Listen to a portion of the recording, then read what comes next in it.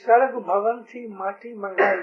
देखो कमाल पीरों का ऐसा है कि उन्होंने ऐसी ऐसी बातें ऐसे लफ्जों में बताई कि सबकी समझ में नहीं आ रही।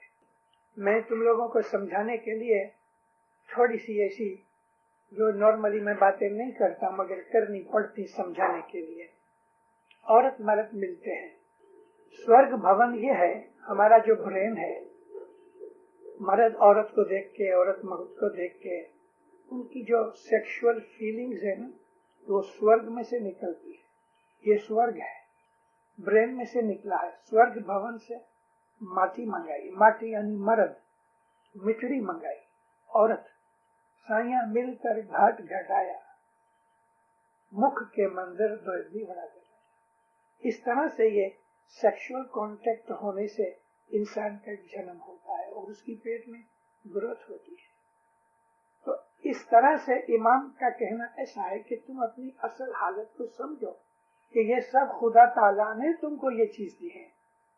मेरी एक क्लास में है 88 की यूनाइटेड नेशंस की जो हेल्थ ऑर्गेनाइजेशन है ना, WHO, इनकी रिपोर्ट में है कि दुनिया के अंदर 32 मिलियन ऐसे कपल्स हैं कि बायोलॉजिकली बिल्कुल ठीक हैं मगर बच्चा नहीं होता है।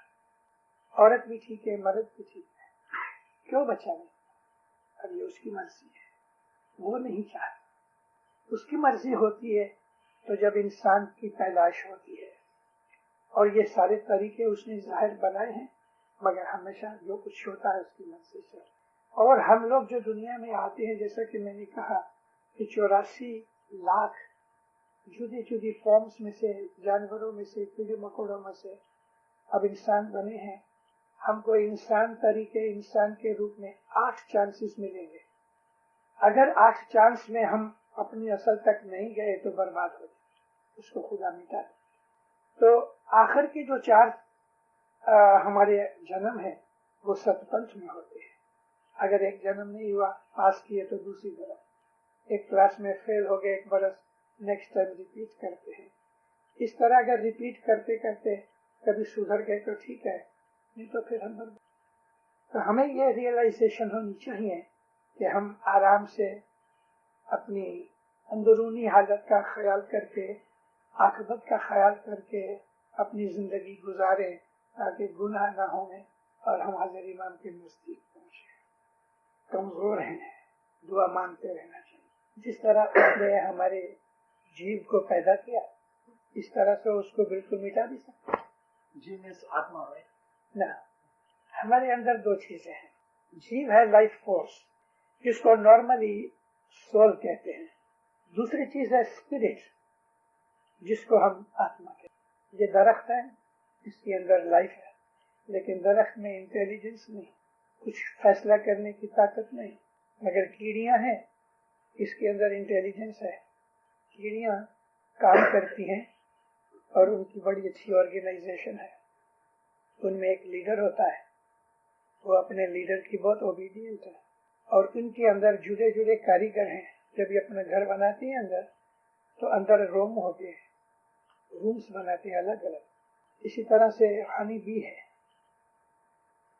बहुत से जानवर हैं कि जिनके अंदर खुदा ने इंटेलिजेंस रखी है। तो जहाँ इंटेलिजेंस है वहाँ स्पिरिट है, आत्मा है। क्योंकि जीव हमारे हार्ट में रहता है, आत्मा इंटेलिजेंस में रहती है। तो मिटाएगा क्या?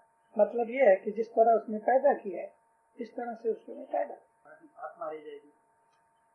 क्योंकि हाँ, आत्मा जो है वो नूर है, एनर्जी है। तो पीर ने गिनान में लिखा है कि प्राण पुरुष तो अमर है। प्राण यानी लाइफ, जीव, इसका पुरुष यानी इसका श्रेष्ठ या जो इसका बड़ा है वो आत्मा है। तो कहते हैं प्राण पुरुष तो अमर है। काया मरी मरी है, बॉडी मर जाती है, दूसरी आती है, मगर जो प्राण है वो रिपीट होता है। और ये जो आत्मा है वो तो एनर्जी है, खुदा की जात है, उसको दुख नहीं, सुख नहीं, मिटती नहीं। इलेक्ट्रिसिटी है ना, इसकी एग्जाम्पल तुम ले लो।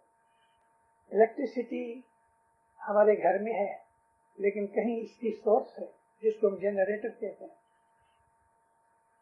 या तो हाइड्रो इलेक्ट्रिसिटी का सिस्टम है, या तो फिर टरबाइन होते हैं कि जो मोटर से चलते हैं।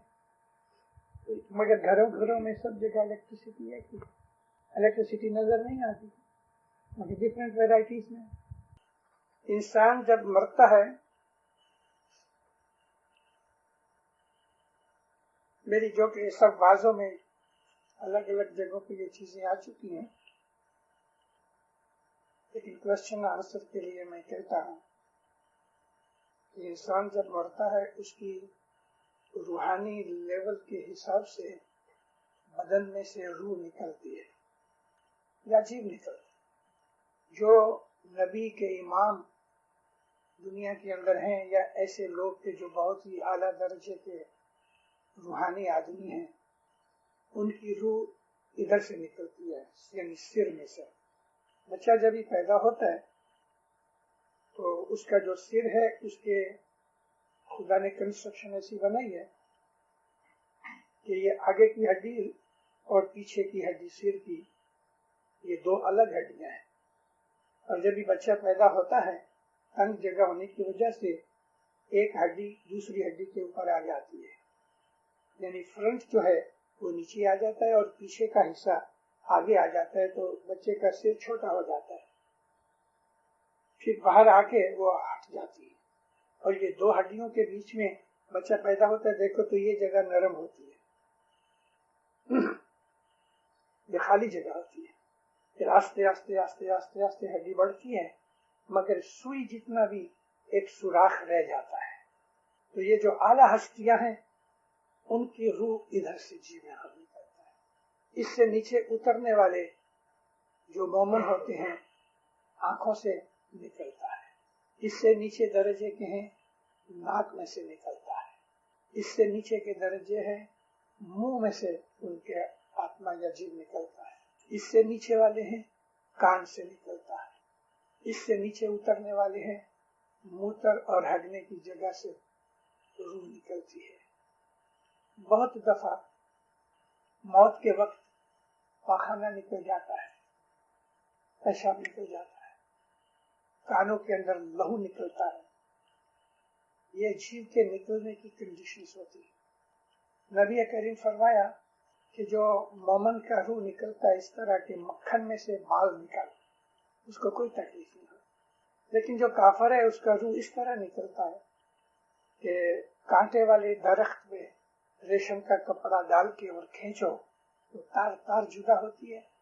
ऐसा काफर का जो रूह है वो दुख से